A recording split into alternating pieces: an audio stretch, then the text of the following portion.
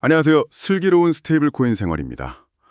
여러분 혹시 개인 지갑이나 거래소에 스테이블 코인 조금씩은 다들 가지고 계시죠? 보통 막 크립토 시장이 크게 흔들릴 때 가치를 보존하기 위한 피난처로 쓰거나 아니면 디파이 프로토콜에 예치해서 이자를 받기 위해서 참 많이들 활용하시잖아요. 네, 빠르고 저렴한 해외 송금 용도로도 아주 많이 쓰시죠. 그렇죠? 달러의 가치가 딱 고정되어 있으니까 마음 편하게 들고 있는 일종의 디지털 현금 같은 느낌이란 말이죠. 그런데 오늘 저희가 준비한 완결된 강의 주제는 바로 이 굳건한 믿음을 완전히 뒤흔들 이야기입니다. 아주 서늘한 현상에 대한 이야기죠. 네, 스테이블 코인을 그냥 들고만 있어도 막대한 비용이 생길 수 있는 구조. 이 복잡한 현상을 오늘 세금이라는 렌즈를 통해 완벽하게 정리해드릴 예정입니다. 본격적인 강의의 시작에 앞서서 여러분의 뇌리에 콱 박힐 강력한 한 문장부터 던지고 시작하겠습니다. 팔지 않았는데도 1년 동안 오른 만큼 세금을 내라. 와, 정말 무서운 문장이네요. 네, 잘못 들으신 게 아닙니다. 내가 산 자산을 현금화하지 않았는데도 단지 장부상으로 가치가 올랐다는 이유만으로 당장 세금을 내야 한다는 이 놀라운 아이디어가 지금 현재 유럽의 제도권에서 너무나도 진지하게 논의되고 있습니다. 이게 도대체 어떻게 된 일인지 짚어봐야 할 텐데요. 인터넷에 떠도는 단순한 공포조작 루머가 아니라 실제로 벌어지고 있는 일이라는 게 사실인가요? 네, 엄연한 현실입니다. 처음 들으시면 에이 설마 어느 나라가 그런 식으로 세금을 걷어 하고 생각하시겠지만요. 이건 지금 유럽, 구체적으로는 네덜란드에서 매우 치밀한 법안으로 추진되고 있는 실제 상황입니다. 아, 네덜란드요? 네, 우리가 상식적으로 생각하는 조세제도의 기본은 실현된 이익에 대한 과세잖아요. 주식을 사든 코인을 사든 그걸 팔아서 내 손에 진짜 현금이 쥐어졌을 때 비로소 국가가 그 차익의 일부를 세금으로 가져가는 구조죠. 그쵸. 수익이 나야 세금을 내는 게 상식이니까요. 그런데 지금 네덜란드에서 추진 중인 조세제도 개편의 흐름을 보면 그 수십 년 된 상식이 완전히 뒤집히고 있습니다. 이건 단순히 네덜란드라는 한 국가의 가벼운 해프닝으로 넘길 일이 절대 아니에요. 전 세계 디지털 자산 시장, 그중에서도 특히 안전하다고 믿었던 스테이블 코인 생태계에 엄청난 파장을 불러올 수 있는 아주 강력한 시그널이거든요. 그러면 팩트 체크부터 확실하게 들어가 보죠. 도대체 네덜란드에서 무슨 법을 어떻게 뜯어고치고 있길래 팔지도 않은 자산에 세금을 매긴다는 건가요? 상황을 좀 쉽게 풀어주시면 좋겠습니다. 상황의 맥락을 이해하시려면 네덜란드 특유의 소득세 시스템을 잠깐 들여다봐야 하는데요. 네덜란드의 소득세는 크게 세 개의 박스라는 카테고리로 나뉘어 설계되어 있습니다. 이 중에서 오늘 우리가 현미경을 들이대고 집중적으로 봐야 할 곳은 바로 박스 3입니다. 박스 3요? 네, 이 박스 3는 개인의 저축과 투자 자산에서 나오는 수익을 다루는 영역이에요. 흥미로운 건 과거 이 박스 3의 과세 방식입니다. 국가가 국민 개개인의 투자 수익을 일일이 추적하기가 아무래도 어려우니까 아주 독특한 방식을 썼어요. 어떤 방식이죠? 당신이 이 정도 규모의 자산을 가지고 있으니 시장 평균을 고려할 때 대충 이 정도의 수익은 냈겠지, 이렇게 짐작해서 세금을 매기는 이른바 가정수익 기반이었습니다. 아, 그러니까 내가 실제로 투자를 엄청나게 잘해서 50% 수익을 냈든 아니면 폭망해서 마이너스가 났든. 네, 실제 수익과는 전혀 무관하게요. 국가가 정한 일종의 가이드라인에 따라서 대충 이 정도 벌었을 테니 이만큼 세금 내 하고 일괄적으로 처리했던 거군요. 행정 편의주의의 끝판왕 같기도 하네요. 정확합니다. 국가 입장에서는 세금 걷기가 너무 편하죠. 그런데 지금 추진되는 개편안의 핵심은 그 대충 이 정도 벌었겠지라는 낡은 방식을 위헌 소지가 있다고 보고 완전히 폐기하겠다는 겁니다. 대신 이제부터는 모든 자산의 흐름을 현미경처럼 들여다보고 과세하겠다고 선언을 한 거죠. 현미경처럼 본다는 건 전부 다 추적하겠다는 뜻이잖아요. 네, 여기서 개편안의 뼈대가 등장하는데요. 단순히 여러분이 1년 동안 실제로 받은 예금이자 주식 배당금, 부동산 임대료 같은 실제 수익만 과세하는 게 아닙니다. 거기에 더해서 자산의 가치 변동, 즉 1년 동안 자산 가격이 오르고 내린 장부상의 변동분까지 전부 합산해서 과세하겠다는 겁니다. 잠깐만요. 이자나 배당금 같은 실제 수익의 세금을 매기는 건 전 세계 어디나 똑같으니까 이해가 갑니다. 그런데 자산의 가치 변동까지 포함한다는 건 아까 제가 오프닝에서 던진 그 문장, 팔지 않아도 세금을 내라는 말과 정확히 일치하는 대목이네요. 맞습니다. 이 제도의 설계에서 가장 논란의 중심에 있는 폭탄이 바로 그 가치 변동입니다.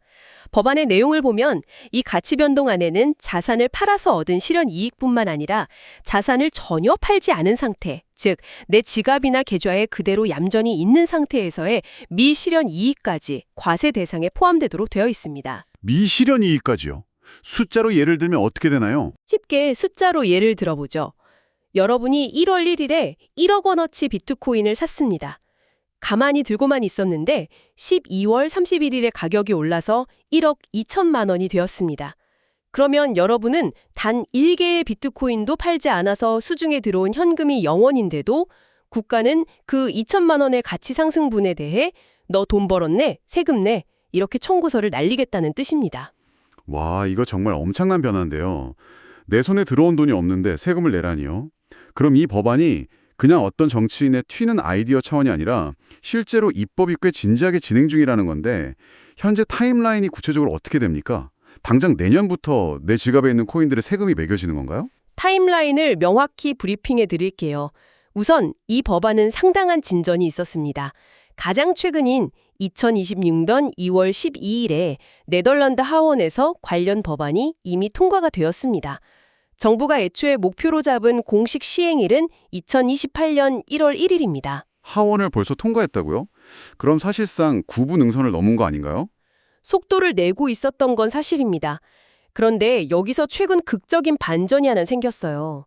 하원 통과 직후에 네덜란드 현지의 비판 여론이 그야말로 화산 폭발하듯 거세게 일어났거든요. 반발이 없을 수가 없는 내용이잖아요. 네, 결국 2026년 2월 25일을 전후로 해서 네덜란드 재무장관이 한 발 물러서는 입장을 직접 밝혔습니다.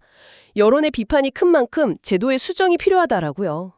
따라서 현재 공은 상원으로 넘어간 상태인데 이 상원 당규에서 법안이 대폭 수정되거나 아예 근본부터 재설계될 가능성이 상당히 커진 상태입니다. 다행이긴 한데 대체 세금을 얼마나 떼어가려고 했길래 그렇게 난리가 난 건가요? 참고로 현재 논의되고 있는 이 박스3의 미실현 이익에 대한 최고 세율이 무려 36%로 언급되고 있습니다. 장부상 이익의 36%요? 와, 팔지도 않은 자산의 장부상 수익 2천만 원에 대해서 당장 720만 원을 현금으로 납부하라고 하면 반발이 심한 게 당연하죠. 자, 그런데 여기서 청취자 여러분도 저와 똑같은 의문을 가지실 것 같습니다. 그래, 네덜란드 세금 무서운 건 알겠어. 법안 파격적인 것도 알겠고. 그런데 일반 코인도 아니고 스테이블 코인은 가격이 1달러에 고정돼 있잖아. 가격 변동 자체가 없는데 그냥 현금처럼 지갑에 들고 있으면 가치 변동이 일어날 리가 없으니 아무 문제 없는 거 아니야?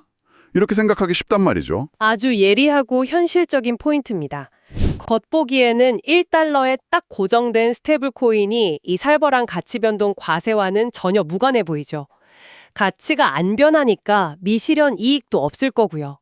하지만 여기서 세금이라는 안경을 끼고 제도의 디테일을 들여다보면 상황이 180도 달라집니다.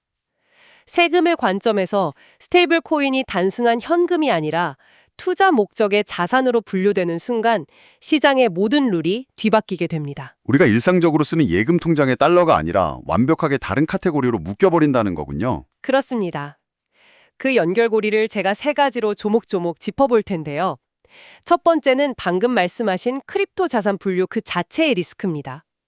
만약 조세법상 스테이블 코인이 일반 예금이 아니라 비트코인이나 이더리움과 같은 크립토 자산이라는 큰 바구니에 함께 담겨버리면 어떻게 될까요? 그렇게 되면 이 코인은 가격 변동성이 적으니까 봐줄게 라는 예외 조항이 생기는 게 아니라 법에 명시된 연간 가치 변동 추적 대상으로 기계적으로 편입될 위험이 큽니다. 시스템 입장에서는 그저 변동성이 0%에 가까운 크립토 자산 1번일 뿐이겠네요. 코인이라는 꼬리표가 붙는 순간 무조건 매년 연말에 가치평가를 받아야 하는 도마 위에 올라간다는 거군요. 맞습니다. 그리고 이어지는 두 번째 연결고리가 바로 수익 구조 리스크의 발현입니다. 현실적으로 생각해보죠. 여러분 중에 스테이블 코인을 그냥 개인 지갑에 1년 내내 가만히 방치하시는 분들이 얼마나 될까요? 거의 없죠. 보통은 거래소에 둬서 거래소 리워드를 받거나 컴파운드나 에이브 같은 디파이 프로토콜에 예치해서 연 4에서 5%라도 이자를 받으시는 분들이 대부분일 겁니다. 굳이 이자도 안 붙는 현금으로 들고 있을 이유가 없으니까요. 바로 이 지점입니다. 스테이블 코인 자체의 가격은 1달러로 움직이지 않더라도 이런 이자나 리워드 같은 수익 상품과 결합되는 순간 아주 확실한 과세 베이스가 창출됩니다. 네덜란드의 박스3 개편하는 실제 수익과 가치 변동을 합산한다고 했죠. 여러분이 디파이에서 얻은 수익은 당연히 과세 대상이 되는데 이게 크립토 자산으로 묶여있기 때문에 그 수익을 추적하기 위해 여러분의 지갑 전체의 흐름을 과세 당국이 샅샅이 스캔하게 된다는 뜻입니다. 아, 코인의 가격 리스크가 아니라 코인을 활용한 수익 활동 자체가 규제의 레이더에 뚜렷한 점을 찍어버리는 거네요. 네. 그리고 대망의 세 번째 연결고리가 바로 환율이라는 변수입니다. 환율이요? 아, 잠깐만요. 제 머릿속에서 지금 뭔가 하나가 확 스쳐 지나가는데요? 스테이블 코인은 보통 미국 달러에 고정되어 있잖아요. 테더나 USDC처럼요. 그런데 네덜란드 사람들은 일상생활에서 유로화를 쓰고 세금도 당연히 유로화로 낼 거란 말이죠. 유로화와 달러의 환율 변동이 이 미실현 과세에 들어가는 건가요? 완벽하게 짚으셨습니다. 이게 사실 이 이슈에서 가장 소름 돋는 핵심 포인트입니다. 방금 제가 1달러는 안 변한다고 가정하고 설명했지만 그건 어디까지나 달러 기준일 때의 이야기입니다. 여러분이 유럽에 거주하는 납세자라고 상상해 보시죠. 1만 달러어치 USDC를 들고 있습니다. 1년 내내 디파이에 넣지도 않고 그냥 가만히 들고만 있었어요. 달러 기준으로는 1월 1일에도 1만 달러, 12월 31일에도 1만 달러입니다. 이익이 0이죠. 그런데 유럽의 세무 당국은 세금을 유로화로 계산합니다. 유로화와 달러화의 환율은 글로벌 거시경제나 중앙은행 금리 결정에 따라서 매일 매초 쉴 새 없이 출렁이잖아요. 빙고, 바로 그겁니다. 내가 가진 USDC 개수는 단 1개도 늘어나지 않았고 코인 생태계 내에서의 가치도 그대로 1달러입니다.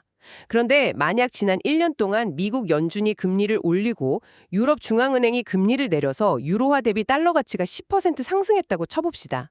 네덜란드 세무 당국의 장부상으로는 여러분이 아무것도 안 했는데 환율 차이 때문에 유로화 기준으로 10%의 엄청난 가치 상승 이익을 거둔 것으로 기록됩니다. 와, 1만 달러를 들고 있었으면 유로화 환산으로 1,000달러에 해당하는 이익이 생겼으니 거기에 36%를 곱해서 당장 360달러 상당의 세금을 유로화로 내라고 청구서가 날아온다는 거네요.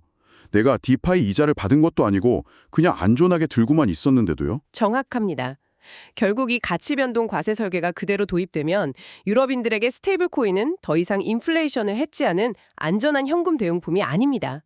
따로 유로 환율 변동에 극도로 민감하게 반응해서 자칫하면 매년 연말에 36%짜리 세금 폭탄을 터뜨릴 수 있는 엄청난 고위험 세금 폭탄 자산으로 돌변하게 되는 겁니다. 이거 설명을 들을수록 진짜 끔찍하네요.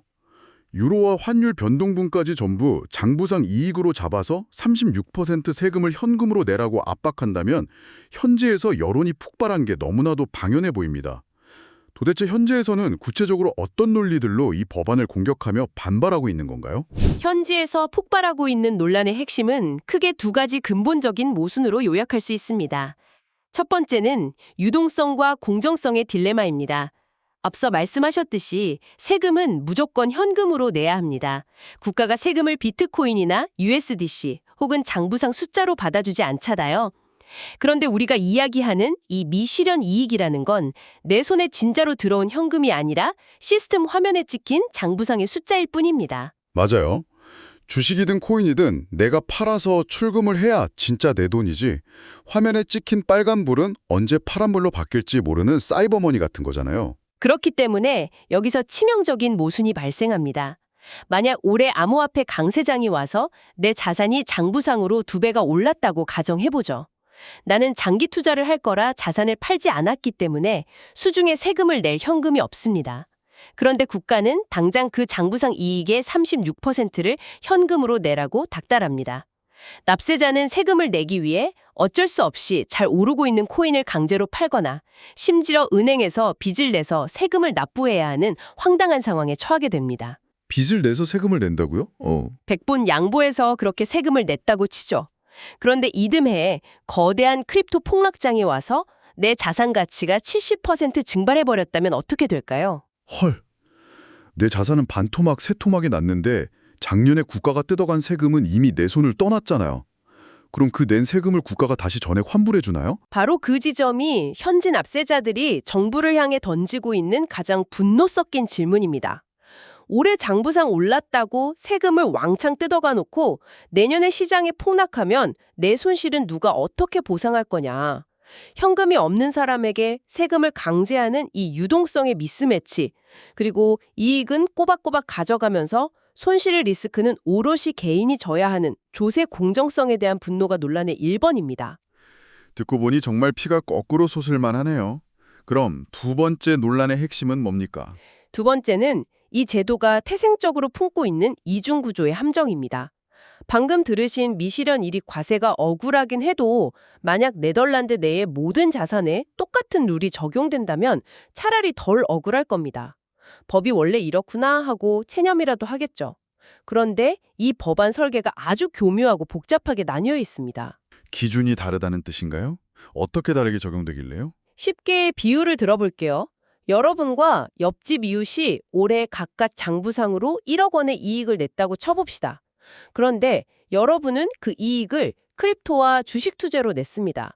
시장에서 거래가 잘 되고 가격 추적이 쉬운 자산들이죠. 이 경우 정부는 여러분에게 자본 증가형이라는 룰을 적용해서 당장 올해 오른 만큼 현금으로 세금 내라고 압박합니다. 네, 매년 장부상 이익을 털어가는 방식이요. 반면에 옆집 이웃은 부동산이나 비상장 기업의 지분을 통해 1억 원의 이익을 냈습니다. 이런 자산들은 거래가 뜸하고 매년 가치를 정확히 평가하기가 어렵죠. 그래서 정부는 이웃에게 자본 이득형이라는 룰을 적용합니다. 가치 평가는 어려우니까 나중에 10년 뒤든 20년 뒤든 네가 그 집을 실제로 팔 때 그때 가서 실현된 이익에 세금을 내라. 와, 이건 진짜 명백한 이중잣대네요. 코인 투자자 입장에서는 똑같이 1억 원 자산이 불어났는데 왜 부동산 부자들은 나중에 천천히 팔 때 세금을 내는 특혜를 누리고 우리는 매년 장부상 이익으로 당장 현금 세금을 두드려 맞아야 하냐, 이렇게 분통을 터뜨릴 수밖에 없겠는데요. 완벽하게 이 상황의 본질을 짚어내셨습니다. 정부는 행정적으로 가치 평가가 어렵고 유동성이 부족하다는 실무적인 이유를 대지만 일반 납세자들 눈에는 그저 부동산을 가진 기득권 봐주기 혹은 지독한 불평등으로 보이는 겁니다. 이렇게 룰이 자산에 따라 다르게 적용되는 이중구조로 설계되다 보니 제도의 복잡도는 한없이 올라갔고 결국 조세 형평성이라는 건널 수 없는 강을 건너며 거대한 반발을 불러일으킨 겁니다. 자, 여기서 조금 더 깊숙한 곳을 찔러보는 구조적인 질문을 하나 던져보고 싶습니다. 우리가 지금까지 세금 이야기를 쭉 했는데요. 가만히 생각해보면요. 개인이 메타마스크 같은 개인 지갑에 들고 있는 코인의 가치 변동이나 복잡한 스마트 컨트랙트로 얽혀있는 디파이 세계에서 매초 발생하는 이자 수익 같은 걸 국가가 도대체 무슨 수로 일일이 다 파악해서 세금을 매기겠다는 건가요? 크립토 생태계의 본질 중 하나가 익명성인데 말이죠. 정말 훌륭한 질문입니다. 방금 던지신 그 의문이 네덜란드의 이 세법 개편안이라는 표면 아래 숨겨져 있는 진짜 거대한 빅픽처를 관통하는 핵심입니다. 이건 단순히 국세청이 세금 고지서 몇 장 더 보내겠다는 수준의 이야기가 아닙니다. 개인의 실제 수익과 장부상 미실현 가치 변동을 모조리 추적해서 과세하는 이런 제도는 완벽하고 투명한 데이터 레일이 깔려있지 않으면 애초에 물리적으로 집행 자체가 불가능합니다. 국가가 전 국민의 지갑 주소를 다 알 수도 없고 안다고 해도 그 방대한 온체인 데이터를 국세청 공무원들이 일일이 다 분석할 수는 없으니까요. 그렇죠. 그래서 국가는 개인을 쫓아다니는 대신 시장 중간에 있는 길목을 통제하기 시작합니다. 이걸 실행하려면 은행, 크립토 브로커, 암호화폐 거래소, 커스터디 업체, 심지어는 유럽 내에서 서비스하는 디파이 프론트엔드 제공자들까지 시장의 모든 기관들이 의무적으로 고객의 데이터를 긁어서 국가에 바쳐야 합니다. 와, 아예 시스템 자체를 강제하는군요. 네, 누구의 자산이 얼마이고 언제 어떤 스테이블 코인을 샀고 팔았으며 환율 변동분은 얼마고 디파에서 어떤 수익이 발생했는지를 마치 엑셀표로 정리하듯 규격화해서 국가에 실시간으로 보고하고 정산하는 체계가 만들어져야만 하죠. 아, 그 말은 즉 국가가 세금이라는 아주 합법적이고 거부하기 힘든 명분을 앞세워서 크립토 시장 전체에 엄청난 감시망과 통제 시스템을 깔겠다는 뜻이군요. 트로이의 목마처럼요. 맞습니다. 아주 정확한 비유입니다. 이 사안을 자금 세탁 방지와 실명 인증의 관점에서 바라보면 이건 혁명적인 통제 수단입니다. 이건 단순히 정부가 세금 몇 푼 더 걷겠다는 게 아니에요. 이리저리 파편화되고 익명성에 숨어있는 크립토 시장의 구조를 국가가 통제하고 들여다볼 수 있는 규격화된 감시망, 즉 데이터 레일 안으로 억지로 우겨 넣으려는 도구인 것이죠. 완벽한 실명인증 통제를 완성하려는 규제 무기라는 거네요. 네, 누군가는 크립토 생태계가 드디어 제도권으로 편입된다고 포장하겠지만 현실적으로는 정부의 가장 강력하고 날카로운 규제 도구라고 분석하는 것이 훨씬 맞습니다. 결국 세금 청구서가 일종의 트로이 목마였네요. 납세의 의무라는 명분으로 완벽한 데이터를 요구하고 그 데이터를 바치다 보면 자연스럽게 디파이와 스테이블 코인 생태계가 국가의 거대한 감시망 안으로 완전히 종속되는 거군요. 게다가 유럽이 이걸 성공적으로 해낸다면 전 세계 다른 국가들도 저렇게 세금 명분으로 데이터를 요구하면 되는구나 하고 이 블루프린트를 똑같이 카피할 게 뻔하고요. 정말 소름 돋는 통찰입니다. 오늘의 광고 시간입니다. 개인 회생이나 파산을 고민하시는 분들 중에는 얼마나 많이 탕감받을 수 있을까?를 먼저 생각하시는 경우가 많습니다. 하지만 실제로 더 중요한 건 생활이 가능한 구조로 조정되느냐입니다. 오늘 소개해드릴 곳은 개인회생, 파산 전문 신태원 법무사 사무소입니다. 이곳은 단순히 탕감률을 강조하기보다 과도한 이자 부담을 정리하고 현재 소득 안에서 감당 가능한 변제금으로 설계하는 데 집중합니다. 탕감률이 높지 않더라도 이자 부담을 낮추고 현실적인 변제 계획을 통해 생활이 유지될 수 있도록 돕는 방식입니다. 채무 문제는 사람마다 사정이 다릅니다. 같은 금액의 빚이라도 소득, 가족 상황, 지출 구조에 따라 해결 방식은 달라질 수밖에 없습니다. 신태원 법무사 사무소는 현재 조건을 기준으로 가능성과 방향을 안내하고 절차 전반을 체계적으로 진행합니다. 채무 문제는 혼자 오래 고민할수록 부담이 커집니다. 관심 있으신 분들은 영상 설명란의 안내를 통해 현재 상황을 먼저 점검해 보시기 바랍니다.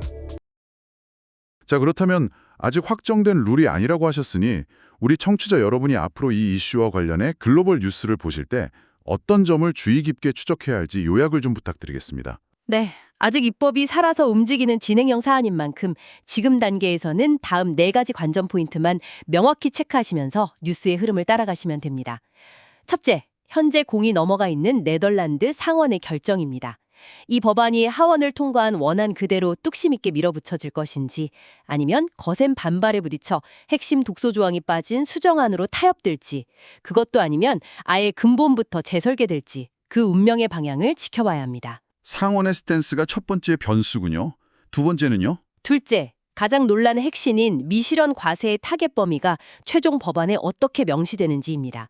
이 과세의 칼날이 단순히 현금성 자산만 건드리고 마는지 아니면 크립토 자산 전반을 모두 묶어버리는지 그리고 우리의 최대 관심사인 스테이블 코인이 정확히 어떤 카테고리로 분류되어 이 과세 폭풍의 한가운데로 휘말려 들어가는지 그 법안 텍스트의 디테일을 확인해야 합니다. 아까 저희가 우려했던 스테이블 코인이 자산이냐, 현금이냐의 판가름, 그리고 환율 리스크가 포함되느냐 마느냐가 여기서 결판 나겠네요. 세 번째 포인트는 무엇인가요? 셋째, 우리가 앞서 강하게 비판했던 유동성과 공정성 문제에 대한 정부의 대답입니다. 폭락장이 와서 자산이 하락했을 때 억울한 납세자를 보호할 수 있는 안전장치, 예를 들어 올해 본 막대한 장부상 손실을 내년이나 후년 세금 계산에서 빼주는 연도간 손실 공제 같은 제도가 얼마나 현실성 있게 그리고 납세자가 납득할 만한 수준으로 충분히 도입될 것인가를 봐야 합니다. 이런 디테일한 안전장치 없이 밀어붙인다면 진짜 폭동이 일어날지도 모르겠네요. 마지막 네 번째는요? 마지막 넷째는 시행 시점입니다. 과연 정부의 애초 강력한 의지대로 2028년 1월 1일에 전격 시행될 수 있을지 아니면 방금 말씀드린 완벽한 데이터 레일과 시스템을 구축하는 물리적인 한계 또는 정치적인 거대한 반발로 인해 일정이 2029년이나 그 이후로 뒤로 밀릴지 그 타임라인의 변화를 추적하는 것이 중요합니다. 네, 상원의 통과 여부 및 수정안, 과세 타겟 범위 규정, 손실 공제 같은 납세자 보호 안전장치, 그리고 최종적인 제도의 시행 시점까지 이렇게 4가지 관전 포인트를 머릿속에 담아두시면 앞으로 유럽발 세금 규제 뉴스가 쏟아져 나올 때 그 복잡한 맥락을 아주 뚜렷하게 파악하실 수 있을 겁니다. 오늘 복잡하고 자칫 지루할 수 있는 유럽의 세금 이슈를 너무나도 명확하고 흥미롭게 파헤쳐 봤습니다. 오늘 긴 논의의 결론은 이겁니다. 스테이블 코인은 가격이 1달러로 안정적인 게 끝이 아닙니다. 이 자산의 세금, 규제, 그리고 완벽한 통제를 위한 데이터 레일이 달라붙는 순간 여러분이 알던 현금의 규칙은 산산조각 나고 극도로 무서운 자산의 규칙으로 세계관이 이동하게 됩니다. 이번 네덜란드의 박스3 개편안 사태는 단순히 어느 작은 유럽 국가의 해프닝으로 치부할 일이 아닙니다. 이것은 앞으로 유럽 전체, 나아가 전 세계 국가들이 크립토와 디지털 자산을 어떻게 통제하고 세금을 짜낼 것인지 그 변화의 속도와 방향성을 보여주는 거대한 풍향계입니다. 저희는 네덜란드 상원에서의 논의 결과나 새로운 수정안이 업데이트되는 대로 또 유럽 전역으로 이 불길이 번지는 징후가 보이면 오늘처럼 즉시 명확하고 시원한 강의 형식으로 번역해서 여러분께 전해드리도록 약속하겠습니다. 자, 방송을 마무리하기 전에 오늘 깊게 다룬 내용을 바탕으로 여러분 스스로 조금 더 상상의 나래를 펼쳐보실 수 있는 도발적인 생각거리 하나를 던지고 싶습니다. 만약 네덜란드뿐만 아니라 전 세계 정부가 합심해서 스테이블 코인을 이렇게 깐깐한 과세 자산으로 취급하고 심지어 팔지도 않은 미실현 이익과 환율 변동분까지 탈탈 털어 막대한 세금을 매긴다면 어떤 일이 벌어질까요? 혹시 과거의 전통 부자들이 엄청난 소득세를 피해 스위스 비밀 계좌나 카리브해의 조세 회피처를 찾아 자본에 숨겼던 것처럼 이제는 디지털 달러의 대이동, 즉 규제받지 않는 탈중앙화 생태계 깊숙한 곳에 스테이블 코인판 조세 회피처가 새롭게 탄생하지는 않을까요? 그리고 엄격한 규제와 세금을 피해 더 깊은 익명성의 바다로 숨어들려는 거대한 자본의 본능적인 흐름과 이를 완벽한 데이터 레일과 실명인증 규제로 끝까지 추적해서 막아서려는 국가 권력 간의 숨막히는 쫓고 쫓기는 추격전. 과연 이 디지털 시대의 창과 방패의 싸움에서 최후의 승자는 누가 될까요? 오늘 밤 한 번쯤 상상해 보시면 좋겠습니다. 지금까지 슬기로운 스테이블 코인 생활이었습니다. 감사합니다.